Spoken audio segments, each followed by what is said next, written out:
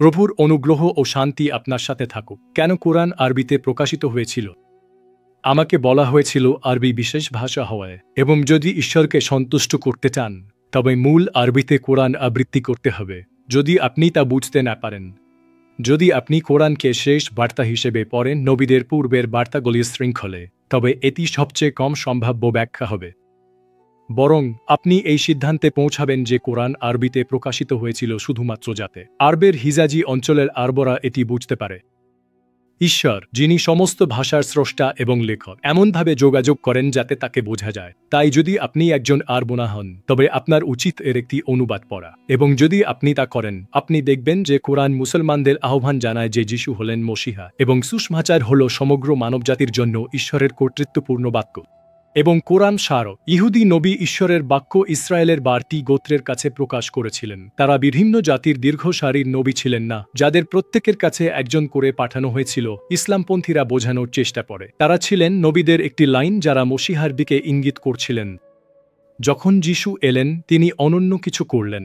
তিনি তার শিষ্যদের বললেন সুসমাচারকে সমস্ত জাতির কাছে, সমস্ত মানুষের কাছে, বিশ্বের প্রতিটি সম্প্রদায়ের কাছে নিয়ে যেতে। ঈশ্বরের কাজ, চুক্তি। যিশুর আগে শুধুমাত্র ইহুদিরাই ছিল নির্বাচিত জাতি। যিশু থেকে, যিনি নিখুঁত, ঈশ্বর সমস্ত জাতি থেকে মানুষকে তার নির্বাচিত জাতি, ঈশ্বরের পুত্র হিসেবে ডাক দেন।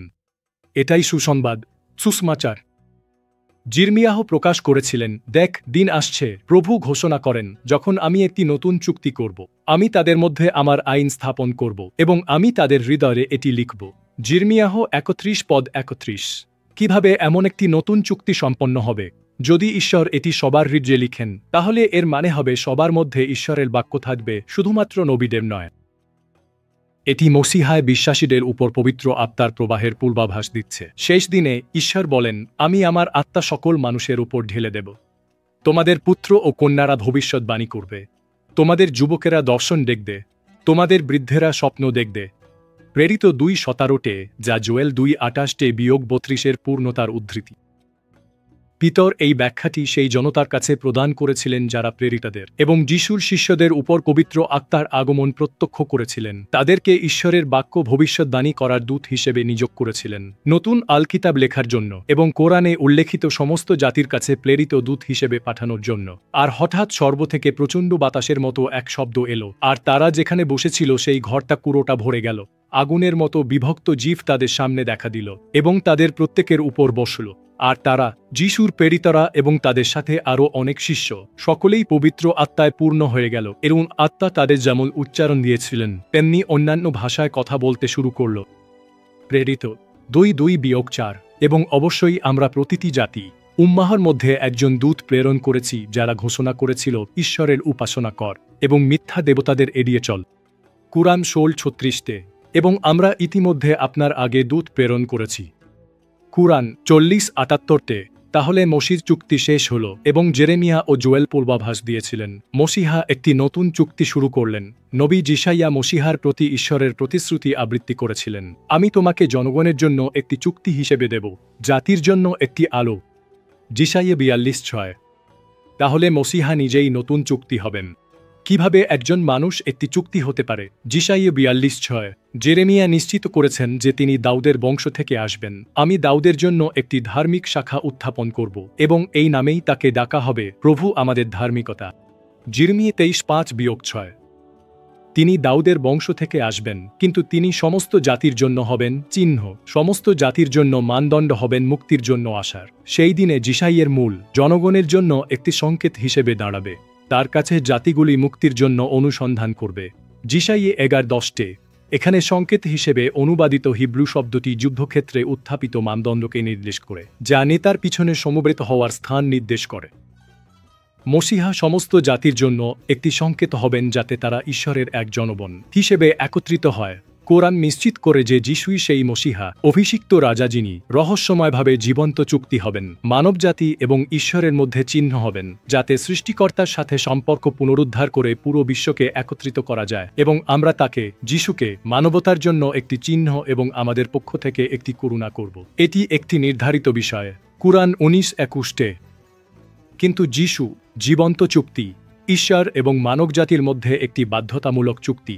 ঈশ্বরের পক্ষ থেকে একটি চিহ্ন এবং করুণা মুসার চুক্তি পূর্ণ করে তার সমাপ্তি ঘটায় এবং একটি নতুন চুক্তি শুরু করে, যা কোরআন দ্বারা নিশ্চিত করা হয়েছে পুনরুত্থানের দিন পর্যন্ত থাকবে। যখন ঈশ্বর বললেন, হে যিশু, নিশ্চয়ই আমি তোমাকে মৃত্যুবরণ করাবো, মুতাওয়াফিক, এবং তোমাকে আমার কাছে উঠিয়ে নেব, এবং যারা সত্যকে ঢেকে রেখেছে তাফারু তাদের থেকে তোমাকে পবিত্র করব, এবং যারা তোমার অনুসরণ করেছে তাদেরকে সত্যকে ঢেকে রাখা তাফারু তাদের উপরে রাখব পুনরুত্থানের দিন পর্যন্ত। কুরআন 3:55-তে যিশুর প্রেরিতরা, নতুন চুক্তির দূতরা আমাদেরকে এই সুসংবাদের সাক্ষ্য দিয়েছেন, আল কিতাব ইনজিলও, যা কুরআন দ্বারা নিশ্চিত করা হয়েছে। আমরা যিশুকে পাঠিয়েছিলাম মেরির পুত্র, তার আগে প্রকাশিত তোরাতের সত্যতা নিশ্চিত করে, এবং আমরা তাকে দিয়েছিলাম সুসমাচার, ঈশ্বরের মানবজাতির জন্য সুসংবাদ। কুরআন 5:46-তে। এবং সুসমাচার অনুযায়ী তিনি ঈশ্বরের উপহার গ্রহণ করতে ইচ্ছুক সকলের জন্য আইনের প্রয়োজনীয়তাগুলি পূরণ করেছিলেন। মুসার আইন পাপের প্রায়শ্চিত্তের জন্য একটি পবিত্র উৎসর্গের প্রয়োজন ছিল। ঈশ্বরের মেষশাবকের জীবন তার জনগণের জীবনের জন্য। এই হল সেই মুক্তি যা যিশাইয়াহ পূর্বাভাস দিয়েছিলেন। যিশু বলেছিলেন, ভাববেন না যে আমি আইন বা নবীদের বিলোপ করতে এসেছি। আমি তাদের বিলোপ করতে আসিনি, বরং তাদের পূর্ণ করতে এসেছি। আমি সত্যি আপনাদের বলছি, যতক্ষণ না আকাশ ও পৃথিবী বিলীন হয়, আইন থেকে একটি ছোট্ট অক্ষরও, কলমের একটি ছোট্ট আঁচড়ও কোনোভাবেই বিলীন হবে না যতক্ষণ না সবকিছু সম্পন্ন হয়। তাহলে স্পষ্টতই আইন এবং নবীগণ, বাইবেলের পুরাতন নিয়মের বইগুলি, প্রথম শতাব্দীতে বিকৃত হয়নি। এবং যদি আপনি যিশুকে মিথ্যা নবী বলতে না চান, তাহলে ঈশ্বরের কোনো বইয়ে ছোট্ট পরিবর্তন বা বিকৃতি ঘটতে পারে না যতক্ষণ না সবকিছু সম্পন্ন হয়। এবং কখন সবকিছু সম্পন্ন হবে? নিশ্চয়ই বিচার দিবসের আগে নয়। তারপর যিশু সুসমাচার দিলেন যে সমস্ত বিশ্বকে তার মাধ্যমে ঈশ্বরের সাথে পুনর্মিলন করার জন্য আহ্বান করা হচ্ছে। এটি আর কেবল ইহুদিদের জন্য নয়, এখন এটি সমস্ত জাতির জন্য। এই কারণেই এটিকে সুসমাচার বলা হয়। অতএব ঈশ্বরের বাক্য অনুযায়ী কোরআন 6:11-5, আল কিতাব ইনজিল বিকৃত হতে পারে না, এবং আপনার প্রভুর বাক্য সত্য এবং ন্যায় বিচারে পূর্ণ হয়েছে। কেউ তার কথাগুলি পরিবর্তন করতে পারে না, এবং তিনি সর্বশ্রোতা, সর্বজ্ঞ। কুরআন 6:11-5। যিশু ঈশ্বরের অবিচ্ছেদ্য বাক্য দ্বারা ঘোষণা করেছিলেন, স্বর্গ এবং পৃথিবী বিলীন হয়ে যাবে, কিন্তু আমার কথাগুলি কখনো বিলীন হবে না। এবং যিশু স্বর্গে আরোহণ করার আগে তিনি তার প্রেরিতদের, পথের নবীদের, নতুন চুক্তি সমস্ত জাতির কাছে সুসমাচার নিয়ে যাওয়ার জন্য মহান আদেশ দিয়েছিলেন। তিনি প্রতিটি জাতিতে দূত পাঠিয়েছিলেন। ইসলামের মতে শেষ দূত ছিলেন মুহাম্মদ। তারপর যিশু তাদের কাছে এসে বললেন, স্বর্গ এবং পৃথিবীর সমস্ত কর্তৃত্ব আমাকে দেওয়া হয়েছে।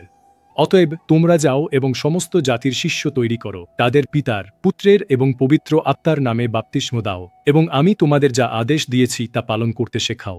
এবং নিশ্চয়ই আমি সর্বদা তোমাদের সাথে আছি যুগের শেষ পর্যন্ত। কোরআন স্পষ্টভাবে মহান আদেশের সমর্থন করে। আল্লাহ যিশুকে প্রতিশ্রুতি দিয়েছিলেন যে ঊর্ধ্বগমনের পর আল্লাহ যিশুকে স্বর্গে নিজের সাথে নিয়ে গেছেন। আল্লাহ শিষ্যদের সফল করবেন যাতে তারা সুসমাচার সমস্ত জাতির কাছে পৌঁছে দিতে পারে। তাদেরকে পুনরুত্থানের দিন পর্যন্ত সফল বা উচ্চতর করা হবে সেই সময় যখন যিশু বলেছিলেন যে বাইবেলের কথা, পুরাতন নিয়ম এবং সুসমাচার থাকবে যতক্ষণ না সবকিছু সম্পন্ন হয়।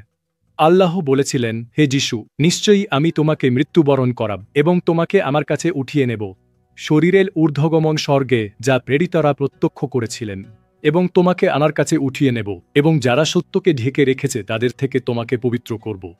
কাফারু, ফারিসি এবং ইহুদি নেতারা যারা তাদের মসিহাকে মিথ্যা দোষারোপ করেছিল এবং যারা তোমার অনুসরণ করেছিল, প্রেরিতরা পবিত্র আত্মায় পূর্ণ এবং সমস্ত জাতির কাছে পাঠানো হয়। কাফারুল উপরে রাখা হয়েছে পুনরুত্থানের দিন পর্যন্ত। এটি সেই যারা যিশুকে অনুসরণ করে, খ্রিস্টানরা, যাদের ঈশ্বর পুনরুত্থানের দিন পর্যন্ত সফল হতে তৈরি করেছেন। ঈশ্বর স্পষ্টভাবে কথা বলেছেন তাদের সকলের কাছে যারা কোরআন আবৃত্তি করে। কোরআনের সরল পাঠ সমস্ত নবীদের আল কিতাবের সাথে সামঞ্জস্যপূর্ণ, কিন্তু ঐতিহ্য কোরআন এবং সমস্ত নবীদের সাথে বিরোধিতা করে। এবং বেশিরভাগ মুসলমানরা এটি উপলব্ধি করেন না, কারণ তাদের শেখানো হয়েছে কোরআন পড়ে তার অর্থ খোঁজার জন্য নয়, বরং শুধু ঠোঁট দিয়ে আবৃত্তি করতে এবং ইমামদের ঐতিহ্যের উপর বিশ্বাস করতে, যারা খ্রিস্টানদের বহুদেবতাবাদী বলে যিশুর মসিহা শিরোনামের অর্থ অস্বীকার করে, যা আক্ষরিক অর্থে বোঝায় যে তিনি ঈশ্বর কর্তৃক নিযুক্ত রাজা, প্রকৃত খলিফা, যেখানে মুহাম্মদ নিজেকে আল্লাহর দাস হিসেবে পরিচয় দিয়েছেন, একজন বার্তাবাহক যিনি রাজাকে সেবা করেছেন এমন প্রেরিতদের মতো। অতএব ইসলামী ঐতিহ্য গুরুতরভাবে সকলকে যারা নিজেদের মুসলমান বলে দাবি করে তাদেরকে সম্পূর্ণ বিপরীত কাজ করতে বলে, কোরআনের প্রতি আনুগত্য অস্বীকার করতে, যা ঈশ্বর বলেছেন তা উপেক্ষা করতে, এবং বরং আল বুখারী এবং মধ্যযুগীয় ইমামদের আল্লাহর পাশাপাশি প্রভু হিসেবে অনুসরণ করতে, যা সবচেয়ে বড় পাপ। তারা তাদের পণ্ডিত এবং ইমামদের আল্লাহর পাশাপাশি প্রভু হিসেবে গ্রহণ করেছে। কুরআন 9:31 মুসলমানদের সুসমাচার প্রত্যাখ্যান করার জন্য কোনো অজুহাত নেই। মুসলমানরা দিনে 5 বার নামাজ পড়তে পারে, আল্লাহর কাছে আত্মসমর্পণ বলে, আল কিতাবকে প্রত্যাখ্যান করে, এটিকে বিকৃত বলে। কোরআন বাইবেলকে নিশ্চিত করে আল কিতাব আল্লাহর বাণী, যা কেউ পরিবর্তন করতে পারে না। তারা সত্যিই মধ্যযুগীয় ইমানদের আল্লাহর পাশাপাশি প্রভু বানিয়েছে, পরিবর্তে আল বুখারী এবং অন্যান্যদের লেখার কাছে মেনে নিয়েছে। যেমন রাব্বিনিক ইহুদিরা তোরাতে যিশুর ভবিষ্যৎবাণীগুলি ঢেকে দিয়েছিল, তাদের সামনে তালমুদ নিজেদের হাতে লিখেছিল।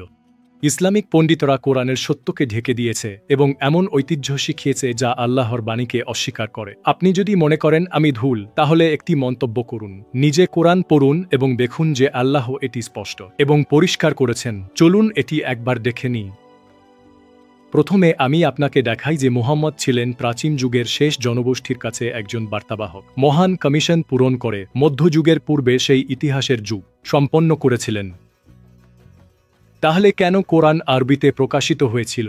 কোরআন আরবিতে প্রকাশিত হয়েছিল কারণ মক্কার কাছাকাছি আরবরা সুসমাচারের বিদেশি প্রচারকদের প্রত্যাখ্যান করেছিল।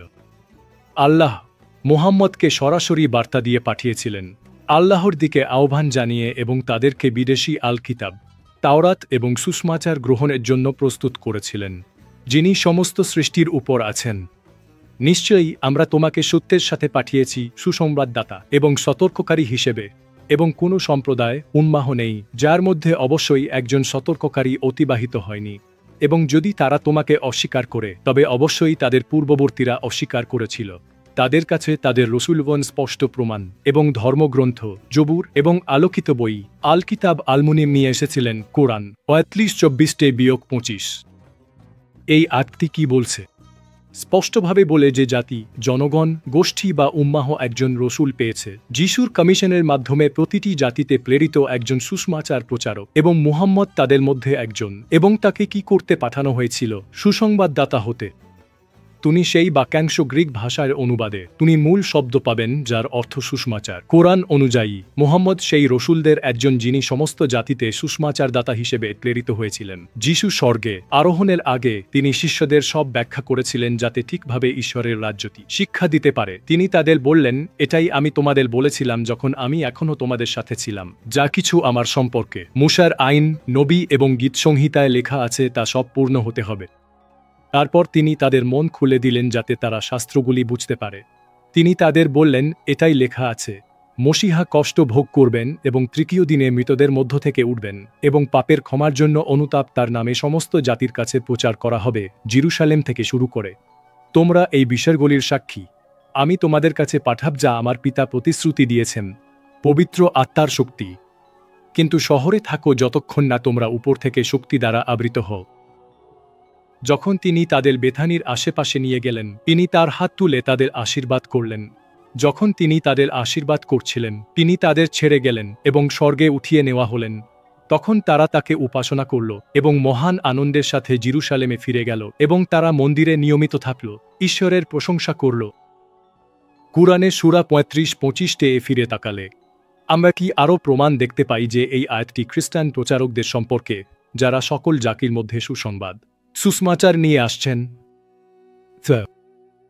ঈশ্বর মুহাম্মদকে বলেন যে অন্যান্য বার্তাবাহকরা স্পষ্ট প্রমাণ ও চিহ্ন নিয়ে গিয়েছিলেন এবং লিখিত ধর্মগ্রন্থ, গ্রিক ভাষায় তা বিবলিয়া, দ্য বুক, আরবিতে আল কিতাব। আয়াতটি নির্দেশ করে যে ঈশ্বর মুহাম্মদকে আরবিতে মৌখিক বার্তা দিয়ে আরবদের কাছে পাঠিয়েছিলেন, যাতে তারা পবিত্র লিখিত বিধানগুলিকে সম্মান করতে সতর্ক করা হয়। আল্লাহ মুহাম্মদকে ব্যাখ্যা করেন যে অন্যান্য সকল জাতি ইতিমধ্যেই সুসমাচার পেয়েছে, কিন্তু ঈশ্বরের বিশ্বস্ততা দাবি করে যে তিনি তার মহান দায়িত্বে একটি জাতিকেও বাদ না দেন, এমনকি দূরবর্তী হেজাজের একটি তুচ্ছ নিরক্ষর জনগণকেও।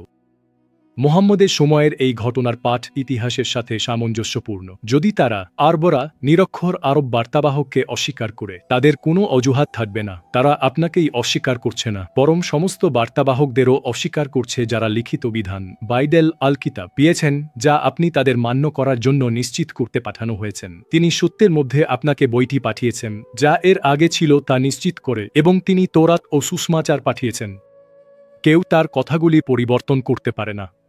হে তোমরা যারা বিশ্বাস করেছ আল্লাহ ও তার বার্তাবাহক এবং গ্রন্থে বিশ্বাস করো, আল কিতাব থেকে পাঠ যা তিনি তার বার্তাবাহকের কাছে পাঠিয়েছেন, এবং বই বাইবেল আল কিতাব যা তিনি আগে পাঠিয়েছেন।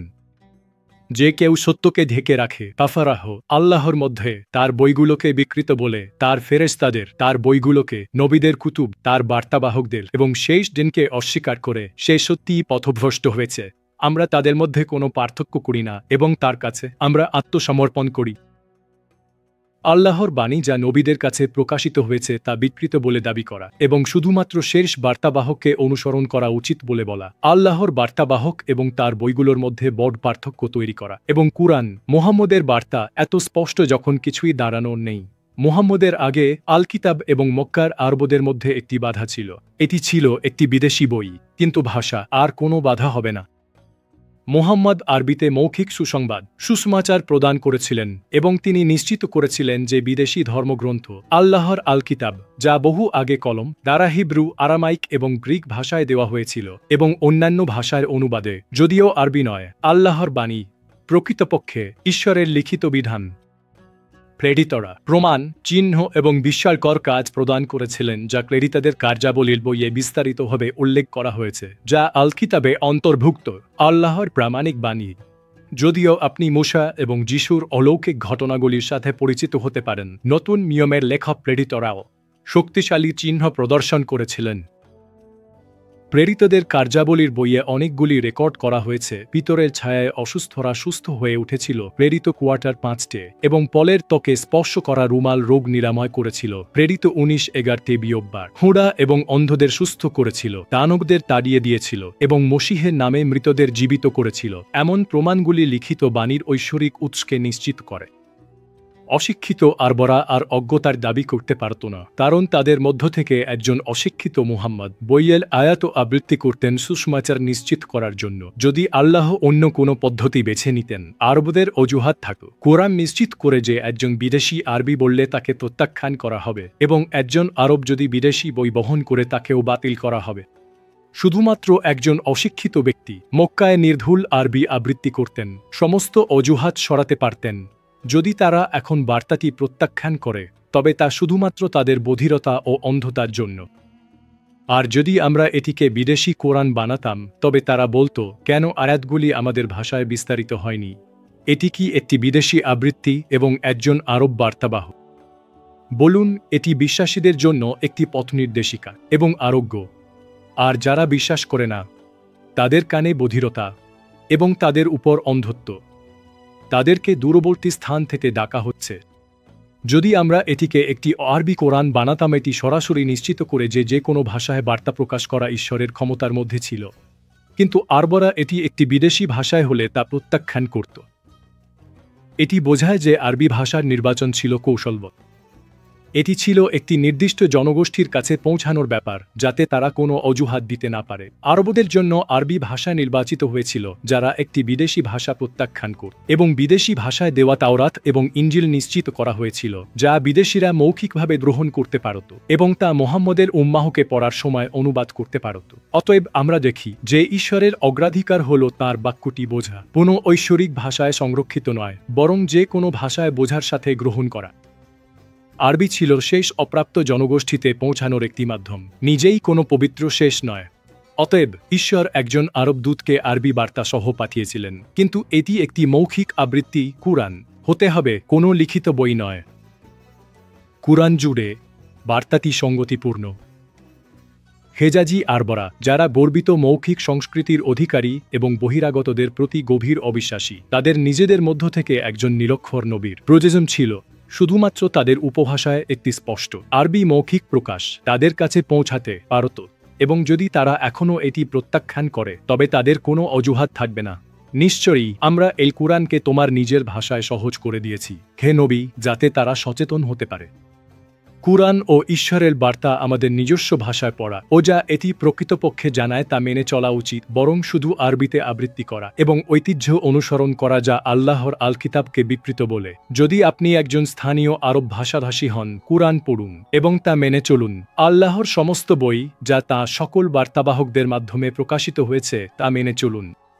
যদি আপনি আরবি ভাষার স্থানীয় বক্তা না হন, আপনার নিজের ভাষায় পড়ুন এবং দেখুন যে আমি যা বলছি তা সত্য। ঈশ্বর স্পষ্টভাবে নিশ্চিত করেছেন যে তাওরাত এবং ইনজিল তাঁর স্বাক্ষরিত বই, তাই কুরআন অনুযায়ী তাদের উপর ঈশ্বরের পূর্ণ কর্তৃত্ব রয়েছে এবং ঈশ্বরের বই বিকৃত হতে পারে না। কেউ কথাগুলি পরিবর্তন করতে পারে না। স্পষ্ট ব্যাখ্যা, যা ইতিহাস দ্বারা সমর্থিত, হল যে খ্রিস্টান প্রচার করা হেজাজি আরবদের কাছে পৌঁছাতে সফল হননি, তাই ঈশ্বর তাদের নিজস্ব জনগণের মধ্য থেকে একজন নবীকে উত্থাপন করেছিলেন, যাতে তিনি সেই যুগের শেষ উম্মাহকে মসিহের সুসমাচার দিতে পারেন। তিনি অশিক্ষিতদের মধ্যে থেকে একজন রসুলকে উত্থাপন করেছেন, যিনি তাদের কাছে তাঁর নিদর্শনসমূহ পাঠ করেন, তাদের পরিশুদ্ধ করেন এবং তাদের কিতাব গ্রিক ভাষায় তাবিবলিয়া এবং প্রজ্ঞা শিক্ষা দেন। কুরআন ২২ এই পাঠ করা হয় এমন একটি জনগণের জন্য যারা পড়তে জানে না। এটি পুরো বিশ্বের জন্য নয়, এটি মক্কার আরবদের জন্য। যেহেতু আমরা তোমাদের মধ্য থেকে একজন রসুল পাঠিয়েছি, যিনি তোমাদের কাছে আমাদের প্রকাশনাগুলি পাঠ করেন, তোমাদের পরিশুদ্ধ করেন, তোমাদের কিতাব, নবীদের কিতাব আল কিতাব বাইবেল এবং প্রজ্ঞা শিক্ষা দেন এবং তোমাদের যা জানা ছিল না তা শিক্ষা দেন। আমাকে স্মরণ করো, আমি তোমাদের স্মরণ করব, এবং আমাকে ধন্যবাদ দাও এবং কখনো অকৃতজ্ঞ হজো না। কুরআন 2-1-152 এই দুটি আয়াতে বলা হয়েছে যে আত্মা মুহাম্মদকে কিতাব এবং প্রজ্ঞা শিক্ষা দিচ্ছিল, তারপর তিনি তার জনগণকে কিতাব এবং প্রজ্ঞা শিক্ষা দিচ্ছিলেন। কোন কিতাব? এটি কুরআন নয়। কুরআন একটি কিতাব ছিল না যতক্ষণ না উসমান। কিন্তু কুরআন স্পষ্ট করে যে কিতাবের লোকদের কাছে একটি কিতাব ছিল, যা নিরক্ষর মক্কার আরবদের নাগালের বাইরে ছিল। নাগালের বাইরে ছিল অর্থাৎ যতক্ষণ না আল্লাহ তার অংশ মুহাম্মদকে প্রমাণ হিসেবে প্রকাশ করেন। তার আয়াত যে তোরাত এবং ইনজিল হল আল কিতাব, আল্লাহর পবিত্র বাণী যা কেউ বিকৃত করতে পারে না। আল কিতাব হল বাইবেল এবং কিতাবের পাঠ আদম, নূহ, ইব্রাহিম, মুসা এবং আরও অনেকের গল্পগুলি বিশুদ্ধ আরবিতে অনুপ্রাণিত পাঠে রয়েছে। কুরআন আপনার নিজের ভাষায় দেওয়া হয়েছে যেন তারা সচেতন হয়। কুরআন 44-58 তাহলে কেন আল্লাহ মুহাম্মদকে বাইবেলের অনুপ্রাণিত পাঠ দিলেন, আরবিতে বাইবেলের অনুবাদ পাঠানোর পরিবর্তে? 7ম শতাব্দীতে আরবিতে বাইবেলের একটি কপি আক্ষরিক অর্থে অসম্ভব ছিল। আরবি লিপি তখনও তার প্রাথমিক পর্যায়ে ছিল। এটি ছিল মাত্র 17টি গ্রিফের রাইম, যা কুরআনের মূল ব্যঞ্জনবর্ণের পাঠ ছিল, যেখানে কোনো স্বরচিহ্ন বা স্বরবর্ণের চিহ্ন ছিল না। এটি শুধুমাত্র সেই কবির জন্য উপযুক্ত ছিল যিনি ইতিমধ্যেই তাজটির পাঠ মুখস্থ করেছিলেন। এটি ইসলামী পণ্ডিতদের মধ্যে সুপরিচিত, যারা জানেন যে কুরআনের নির্ভরযোগ্যতা মৌখিক ঐতিহ্যের উপর নির্ভরশীল। তবুও আরব বিজয়ের সময় দ্রুত সম্প্রসারণ মধ্যপ্রাচ্যের বিভিন্ন অঞ্চলে একাধিক ভিন্ন পাঠ কিরাত তৈরি করেছিল। এটি শুধুমাত্র শাস্ত্রীয় ইসলামী পাণ্ডিত্যে ব্যাপকভাবে স্বীকৃত নয়, বরং প্রাথমিক পাণ্ডুলিপির প্রমাণ এবং আধুনিক পাঠ্য সমালোচনার মাধ্যমে প্রদর্শিত হয়েছে। এমন একটি লিপি সুসমাচারের অর্থ ধরে রাখতে পারত না আরও 200 বছর পর্যন্ত।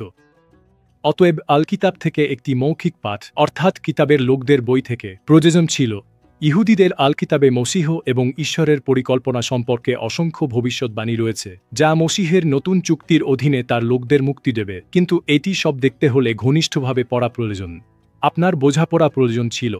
যিশুকে তার শিষ্যদের অনেক কিছু নির্দেশ করতে হয়েছিল। মুহাম্মদ সম্ভবত এর অনেক কিছুই জানতেন, কিন্তু ইমানদের ঐতিহ্য এটিকে ঢেকে দিয়েছে, যেন মুহাম্মদ দাবি করছেন যে আল কিতাব তার সম্পর্কে ভবিষ্যৎবাণী করেছে মসীহের পরিবর্তে। কিন্তু আমরা জানি যে আল কিতাবে যিশুর দ্বারা পূর্ণ হওয়া 100টিরও বেশি ভবিষ্যৎবাণী রয়েছে এবং মুহাম্মদ উল্লেখিত নন। ঐতিহ্য ধুল। কোরআন সঠিক। বাইবেল হল আল কিতাব এবং কেউ এটি পরিবর্তন করতে পারে না। তারপর তিনি তাদের মন খুলে দিলেন যাতে তারা শাস্ত্রগুলি বুঝতে পারে। তিনি তাদের বললেন, এটাই লেখা আছে, মসিহা কষ্ট ভোগ করবেন এবং তৃতীয় দিনে মৃতদের মধ্য থেকে উঠবেন এবং পাপের ক্ষমার জন্য অনুশোচনা তার নামে সমস্ত জাতির কাছে প্রচারিত হবে, জেরুসালেম থেকে শুরু করে। লুক 24-25 যিশুর মতে এটি তৌরাত এবং নবীদের মধ্যে পূর্বাভাস দেওয়া হয়েছে। এটি যোগাযোগ করতে ভাষাগত নির্ভুলতা প্রয়োজন।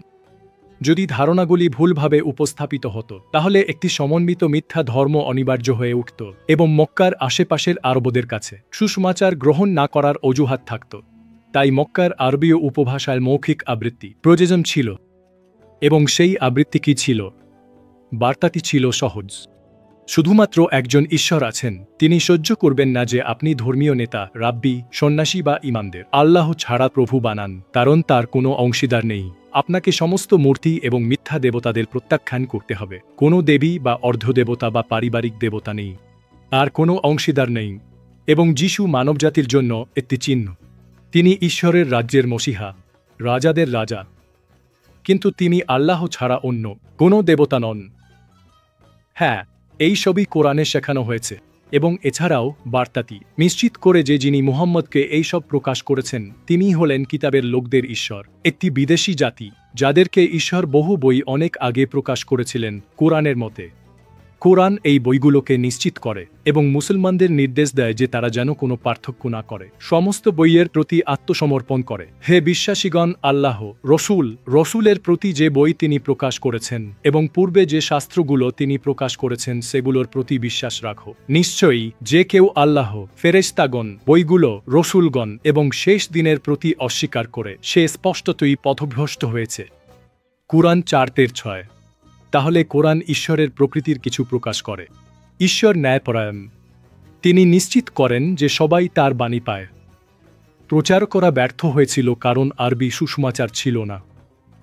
শাস্ত্র ছাড়া আরবরা প্রচারকদের প্রত্যাখ্যান করেছিল, মিথ্যা ছড়ানোর অভিযোগ করেছিল এবং তারা বলে এটি কেবল একটি মিথ্যা যা উদ্ভাবিত হয়েছে। এবং যারা অবিশ্বাস করে তারা সত্যের বিষয় বলে যখন এটি তাদের কাছে আসে স্পষ্ট জাদু। এবং আমরা তাদের কোনো শাস্ত্র দিইনি যা তারা অধ্যয়ন করে, এবং আমরা আপনার আগে তাদের কাছে কোনো সতর্ককারী পাঠাইনি। এবং তাদের পূর্ববর্তী লোকেরা অস্বীকার করেছিল এবং তারা যা পেয়েছিল তার 10 ভাগের 1 ভাগও অর্জন করেনি। কিন্তু তারা আমার দূতদের অস্বীকার করেছিল। তাহলে আমার ভর্ৎসনা কেমন ছিল? কুরআন 34:43-45।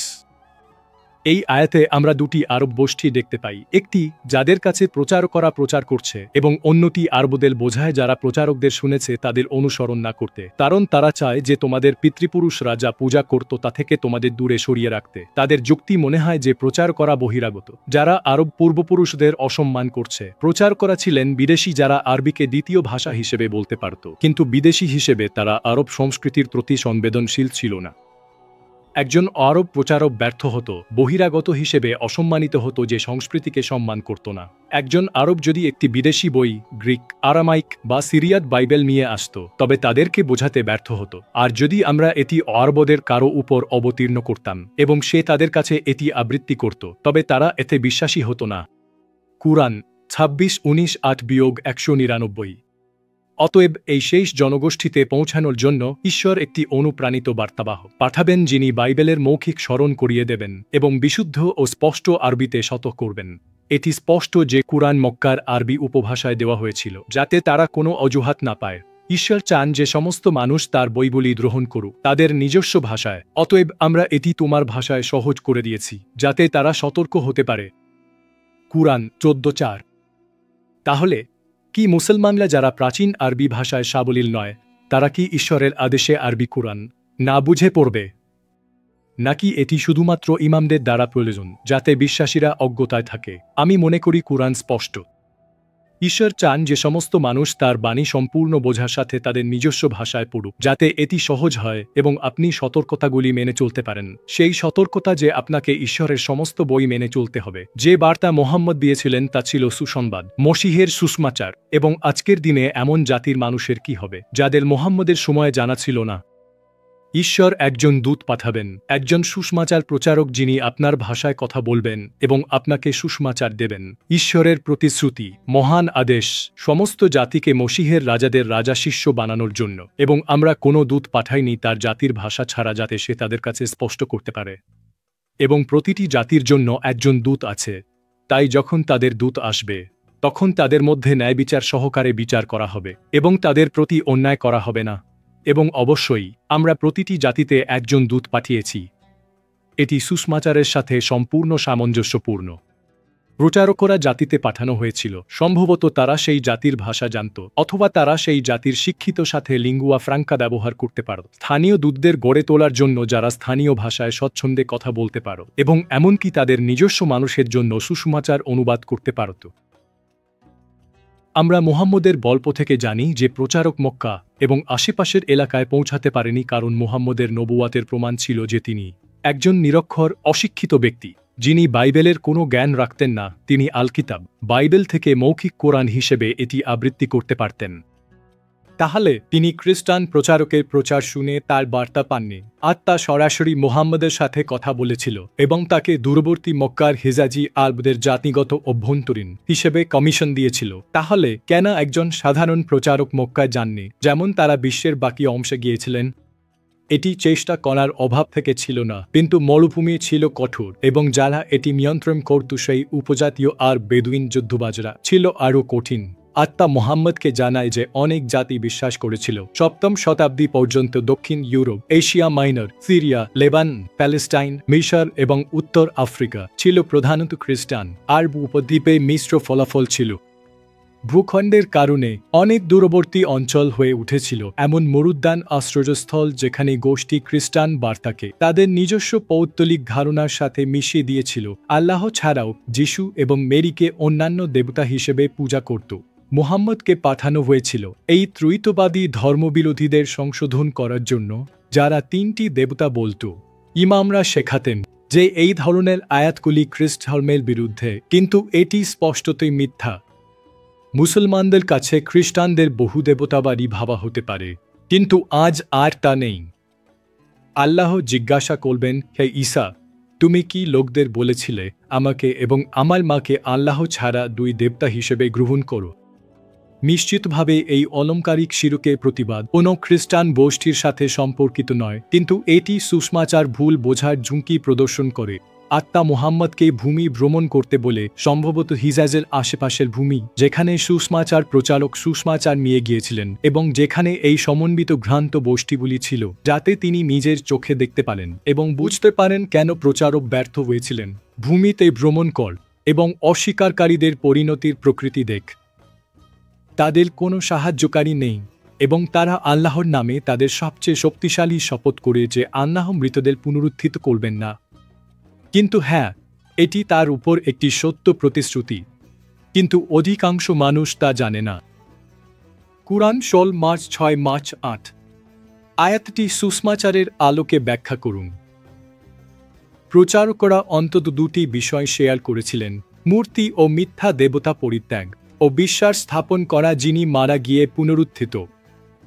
তবে আরবরা সুসমাচার উপহাস করেছিল, মসিহকে উপেক্ষা ও আল্লাহর নামে অস্বীকার করেছিল। তারা পুনরুত্থান হাস্যকর বলেছিল, আল্লাহ মৃত ব্যক্তিকে পুনরুত্থিত করবেন না। এই প্রতিক্রিয়া অমুসলিমদের জন্য ছিল ক্রুশবিদ্ধ খ্রিস্টের সুসমাচার, ইহুদিদের জন্য একটি বাধা এবং অমুসলিমদের জন্য মূর্খতা ছিল। কিন্তু আল্লাহর জ্ঞান হল গর্বিতদের, জ্ঞানীদের নিচে নামিয়ে আনা, কিন্তু গালিলির মতো সাধারণ মৎস্যজীবীদের এবং মক্কার একজন নিরক্ষর বার্তাবাহকের মাধ্যমে তাদের প্রকৃত জ্ঞান শেখানো। নতুন নিয়মের শ্লোকগুলি বিবেচনা করুন, যা গ্রিক পৌত্তলিকদের এবং প্রবাসী ইহুদিদের মধ্যে অনুরূপ পরিস্থিতি প্রকাশ করে। জ্ঞানী ব্যক্তি কোথায়? আইনের শিক্ষক কোথায়? এই যুগের দার্শনিক কোথায়? আল্লাহ কি পৃথিবীর জ্ঞানকে মূর্খতা করেননি? কারণ আল্লাহর জ্ঞানে পৃথিবী তার জ্ঞানের মাধ্যমে তাকে জানেনি। আল্লাহ প্রচারিত মূর্খতার মাধ্যমে বিশ্বাসীদের রক্ষা করতে সন্তুষ্ট ছিলেন। ইহুদিরা চিহ্ন চায় এবং গ্রিকরা জ্ঞান খোঁজে, কিন্তু আমরা ক্রুশবিদ্ধ খ্রিস্ট প্রচার করি, যা ইহুদিদের জন্য একটি বাধা এবং ইহুদিদের জন্য মূর্খতা।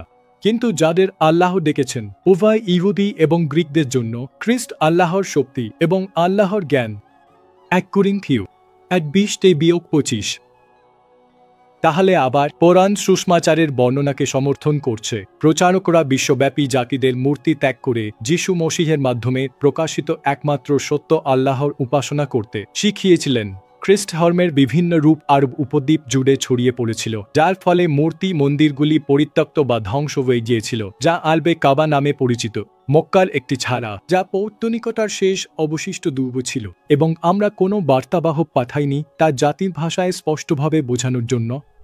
এবং আল্লাহ যাকে ইচ্ছা পথভ্রষ্ট করেন এবং যাকে ইচ্ছা পথ দেখান, এবং তিনি মহাশক্তিশালী, প্রজ্ঞাময়। কুরআন 14:4। মুহাম্মদকে বলা হয় তার জাতির লোকেরা বিদেশি প্রচারক প্রত্যাখ্যানের অজুহাত আর প্রযোজ্য হবে না। এইবার আত্মা সরাসরি স্পষ্ট নীলফুল হেজাজি আরবিতে কথা বলবে। মৌখিক কুরাইশি ঐতিহ্যের একজন অক্ষরজ্ঞানহীন ব্যক্তি অলৌকিকভাবে আয়াত প্রকাশের চিহ্নগুলি প্রদান করবে। যেখানে আগের প্রচার করা বই তাবিবুলিয়া থেকে আয়াতগুলো ভাঙা আরবিতে অনুবাদ করেছিল, উপহাসের কারণ হয়েছিল। চূড়ান্ত দূত নীলফুল হেজাজি উপভাষায় আবৃত্তি করবেন। এগুলি পড়া বিদেশি শব্দ না, বরং আল্লাহর আত্মা দ্বারা প্রকাশিত আরবিতে ঐশ্বরিক বাণী। মুহাম্মদকে আশ্বস্ত করা হয়েছে তার জাতি আর আয়াতকে বিদেশি মিথ্যা বলে উড়িয়ে দিতে পারবে না। বইয়ের প্রকাশনা নিঃসন্দেহে বিশ্বজগতের প্রভুর কাছ থেকে, অথবা তারা কি বলে যে তিনি এটি উদ্ভাবন করেছেন, বরং এটি আপনার প্রভুর কাছ থেকে সত্য, যাতে আপনি এমন একটি জাতিকে সতর্ক করতে পারেন যাদের কাছে আপনার আগে কোনো সতর্ককারী আসেনি। তারা সঠিক পথে পরিচালিত হবে। কুরআন 32:2-3। অতীতে হেজাজি আরবরা বার্তাকে উড়িয়ে দিয়েছিল এই বলে যে তিনি প্রচারক, এটি উদ্ভাবন করেছেন। কিন্তু এইবার ঈশ্বর একটি সত্য প্রকাশনা সহ একজন নবী পাঠাবেন বই থেকে, মুহাম্মদকে একটি মৌখিক প্রকাশনা দেওয়ার মাধ্যমে, যা শাস্ত্রের ভিত্তিতে এবং তাদের নিজস্ব উপভাষায় প্রদান করা হয়েছে। ঈশ্বর তাদের অজুহাত দূর করেন। তারা আর বার্তাকে মিথ্যা বা বিদেশি বলে দাবি করতে পারে না। তাই আমরা 3টি পয়েন্ট দিয়ে উপসংহার টানি। কুরআন নিশ্চিত করে যে মুহাম্মদের বার্তা মিশনের ধারাবাহিকতা, যারা মহান আদেশের পূর্ণতায় প্রতিটি জাতির কাছে পাঠানো হয়েছিল। কুরআন তওরাত এবং সুসমাচারকে নিশ্চিত করে এবং ঈশ্বরের সমস্ত বইয়ের প্রতি আত্মসমর্পণের স্মরণ ও সতর্কতা তে আর বার্তাবাহক এবং সমস্ত বিদেশি ইহুদি বার্তাবাহকদের মধ্যে পার্থক্য না করে। ঈশ্বর নিশ্চিত করেন যে তার বাক্য সব ভাষায় দেওয়া হয়, সমস্ত মানুষ তাকে এবং একে অপরকে ভালোবাসার সম্পর্কে আসুক, ঈশ্বরকে ভালোবাসা। অতএব মুসলমানদের উচিত তাদের নিজেদের কুরআন পাঠ এবং বোঝার উপর বিশ্বাস রাখা, এমন একটি অনুবাদে যা তারা বুঝতে পারে। যদি মুসলমানরা করে, তারা তওরাত, সুসমাচার এবং কুরআনের মধ্যে সাদৃশ্য আবিষ্কার করবে। ইমামদের প্রভু হিসেবে গ্রহণ করা উচিত নয়, বরং আল্লাহর উপর বিশ্বাস রাখা উচিত। সাবস্ক্রাইব করুন, আমাকে অনুসরণ করুন। আমি নবীদের সাদৃশ্য প্রকাশ করছি। নিজেই পড়ুন, সত্যকে অনুসন্ধান করুন। যদি আপনি তা করেন, আপনি আবিষ্কার করবেন সবকিছু যিশুর দিকে নিয়ে যায়। মসীহ আপনার বোঝা বহন করবে। তিনি আপনাকে তার শান্তি দেবেন, আপনার আত্মায় আরোগ্য আনবেন, তার জীবনের মাধ্যমে আপনাকে আশীর্বাদ দিবেন, আসন্ন পুনরুত্থানে আপনাকে নিশ্চিত করবেন। আল্লাহর কাছ থেকে সত্য হল যে যিশু হলেন মসীহ, সেই রাজা যার সামনে সবাইকে নত হতে হবে। এটি শিরক নয়। বিপরীতে মধ্যযুগীয় ইমামদের বিশ্বাস করা, যারা আবু আল-আব্বাস আস-সাফাহকে সম্মান জানাতে একটি ধর্ম উদ্ভাবন করেছিলেন যা কোরআনের অবাধ্য, সেই রক্তপাতকারী যিনি সন্ত্রাসের মাধ্যমে বিজয়ী হয়েছিলেন, যা আল্লাহর বার্তার সম্পূর্ণ বিপরীত, যা সমস্ত নবীদের মাধ্যমে এসেছে। আল্লাহ ছাড়া কোনো ইমাম বা যুদ্ধবাজকে প্রভু হিসেবে উন্নীত করবেন না। এটাই সত্যিকারের শিরক। কিন্তু আল্লাহর দ্বারা নিযুক্ত অভিষিক্ত রাজা, প্রকৃত খলিফার সামনে নত হওয়া, আল্লাহর প্রতি আত্মসমর্পণ এবং সমস্ত নবীদের বার্তার প্রতি আনুগত্য, তাদের জন্য যারা সোনার কান রাখে। কারণ কোরআন স্পষ্ট করে যে যিশু হলেন পুনরুত্থানের ঐশ্বরিক জ্ঞান, কারণ তিনি প্রথম যিনি পুনরুত্থিত হবেন। সূরা আয-যুখরুফ 45:1 কোরআনে নিশ্চিতকৃত যিশু মসিহা উত্তর দিলেন, শরিয়ার শিক্ষক এবং ধর্মীয় পণ্ডিতদের যারা মানুষকে পথভ্রষ্ট করেছে। তোমাদের সম্পর্কে যিশাইয়া যখন ভবিষ্যদ্বাণী করেছিলেন, তখন তিনি সঠিক ছিলেন। হে ভণ্ডরা, যেমন লেখা আছে, এই লোকেরা তাদের ঠোঁট দিয়ে আমাকে সম্মান করে, কিন্তু তাদের হৃদয় আমার থেকে দূরে। তারা আমাকে বৃথা পূজা করে। তাদের শিক্ষাগুলি কেবল মানবিক নিয়ম, যা নবীদের মনোজ্ঞা উক্তি হিসেবে উদ্ভাবিত, তাদের নিজেদের হাতে লেখা বই। তোমরা আল্লাহর আদেশ আল কিতাব, যা তোমরা অনুসরণ করার দাবি করো, তা ছেড়ে দিয়েছ এবং মানবিক প্রথা উদ্ভাবন, যা শেষ দূত যিনি তাওরাত এবং ইঞ্জিল নিশ্চিত করেছিলেন, তার মৃত্যুর 2 শতাব্দীরও বেশি পরে লেখা হয়েছে, তা আঁকতে ধরেছে। ইনি বলল, তোমরা আল্লাহর আদেশকে একপাশে সরিয়ে রাখার পন্থা বের করেছ। আল কিতাব, তাওরাত এবং ইনজিল তেও পরিবর্তন করতে পারে না তা তোমাদের নিজস্ব প্রথা মানার জন্য, যা আল বুখারী এবং অন্যদের দ্বারা সংগ্রহ করা হয়েছে। মার্ক 7:6-9। সাবস্ক্রাইব করুন। পরবর্তী সময় প্রভুর অনুগ্রহ এবং শান্তি থাকুক।